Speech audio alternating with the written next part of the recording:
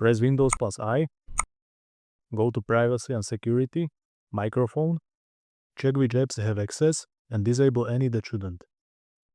Open Task Manager, Ctrl-Shift-Escape, and check background processes. Some malware runs in the background to secretly record audio.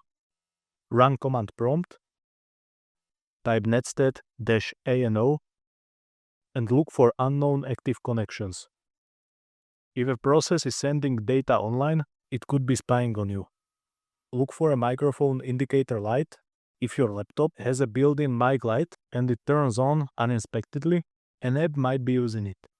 Check browser permissions, go to Chrome settings, Chrome, settings, constant microphone, and revoke microphone access from sites you don't trust. Use a firewall to monitor outgoing data. Apps like Spyware can show you which programs are using your microphone and sending data. Physically disable your mic when it's not in use.